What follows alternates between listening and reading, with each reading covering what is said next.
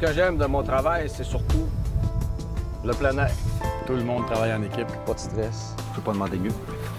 C'est stimulant. Ça, c'est un aspect que j'adore vraiment beaucoup. Il y a beaucoup d'emphase sur l'innovation. C'est une belle vie ici, là. On est bien. C'est un travail de collaboration. On est très bien installés.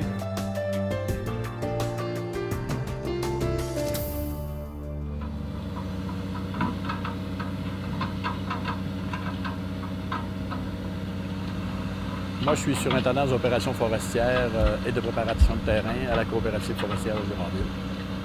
Ça consiste en gros à superviser les opérations de récolte et également les opérations de préparation de terrain, qui est une opération qui suit la récolte. Nous, on arrive en forêt, on fait la récolte. On fait la récolte des arbres, construit les chemins, fait le transport. Et puis ensuite de ça, il y a l'opération de préparation de terrain. Justement, on remet le terrain prêt à recevoir les petits arbres qu'on va planter intérieurement. Ensuite de ça, c'est le reboisement. Et puis par la suite, on parle d'éducation de peuplement. Puis quand on ferme la boucle, c'est qu'on revient pour récolter. Alors, ce qui me plaît, c'est de travailler dehors. On est en plein air tout le temps. Puis j'ai toujours été passionné du bois, puis j'ai toujours aimé ça. C'est un sentiment de liberté où est-ce qu'on n'a pas un cadre rigide. C'est pas un métier qui est répétitif tout le temps, mais faire les mêmes choses. Puis tout ça. Il manque beaucoup de monde, des opérateurs, puis même des propriétaires de machines. Puis il y a plusieurs secteurs qui manquent de monde. Les perspectives d'avenir en forêt, si tu veux être opérateur, il y a de grands débouchés pour être opérateur en forêt, mais il y a aussi des débouchés pour être contremaître ou superviseur ou technicien au niveau des suivis, tous les suivis qui sont effectués, là. Plutôt que de travailler pour une grosse compagnie qu'on connaît même pas le boss puis qu'on connaît pas le monde qui sont nos dirigeants puis tout ça, on travaille tout pour nous autres, pour notre entreprise, en fin de compte, là, pour une coop. Je pense que c'est ça un peu le but de ça. Puis cette année, on faisait un autre produit pour livrer à différentes usines. Puis là, on a racheté des têtes d'abatteuses. La coop est partenaire avec nous autres là-dedans parce qu'ils sont propriétaires des têtes. Les abatteuses m'appartiennent, mais les têtes appartiennent à la coop.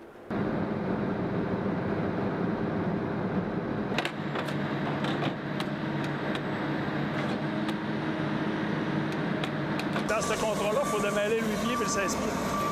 Là, c'est juste les deux seuls essence, les deux seuls sortes qu'il y a, mais chaque essence est démêlée.